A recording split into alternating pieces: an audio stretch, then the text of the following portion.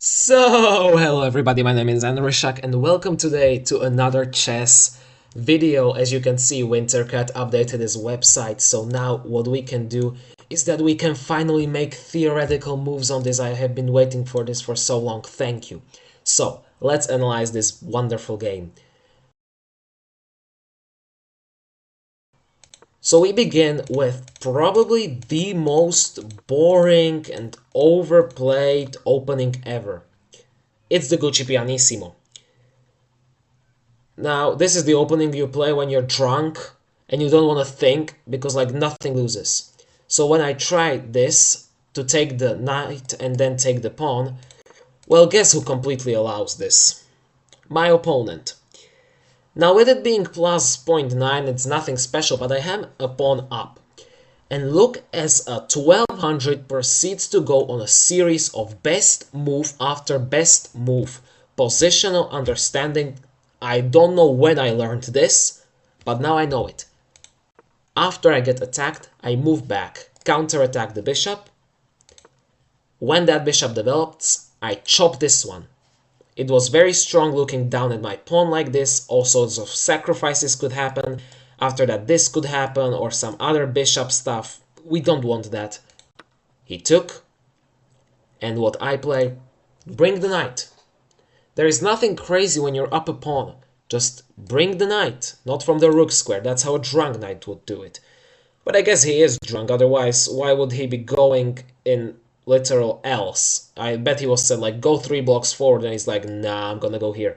Anyway, he plays this and what I do is like if you want to be attacking, you should lock down the center. And so that's exactly what I did. This may seem like a weakness now, but trust me, this pawn will get strong. Now of course he retreats the knight because he isn't stupid, it's the best move. And I connect the 4 pawns. Now when you see your opponent win connect 4, of course you're a jealous person and want to break it. Unfortunately, that is not a good move. So okay, what do I do now?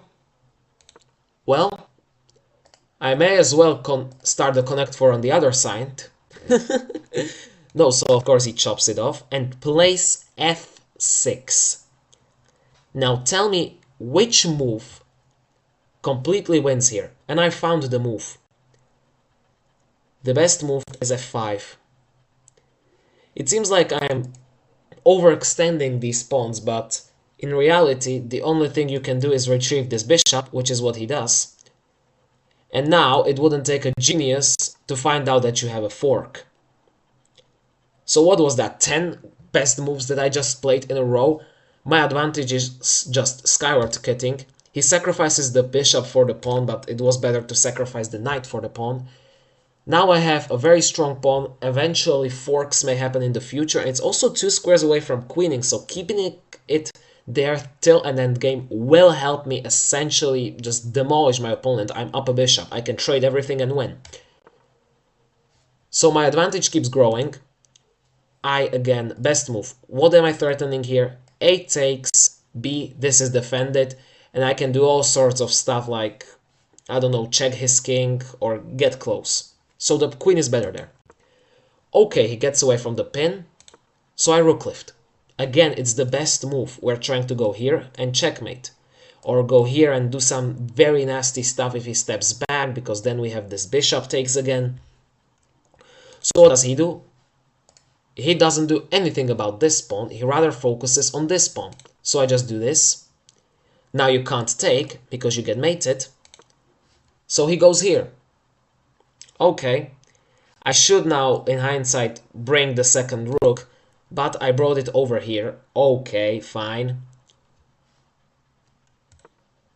He goes now here. This allows him to take, but not really, because he would have to bring his rook over first, and I don't think that he has the time to do that. Why is his knight stuck here? This is not Siberia. This is North Sentinel Island where this guy is stuck. Continuing on.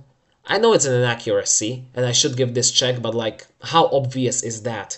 Bring the pieces. I have 5 pieces, a strong pawn, and he has a knight in North Sentinel Island, a rook in the South Sentinel Island, and two bozos just looking at each other at this pawn.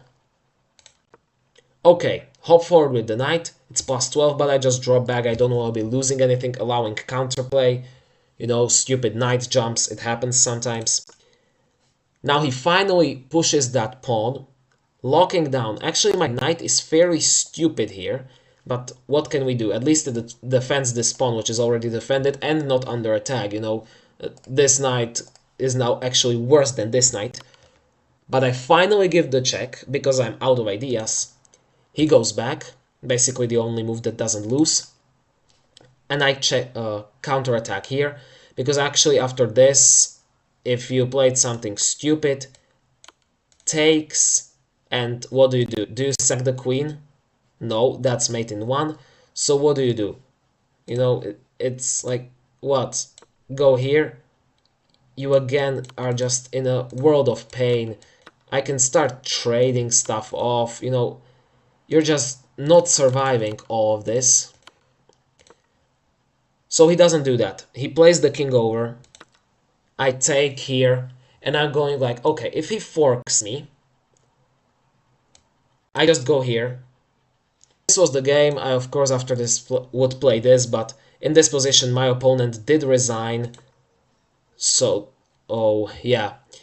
Randerson 400, you're better than 400 elo, but still, a lot of way to go for both of us. And thank you for watching. May God bless you all. Shit, my headband almost fell off.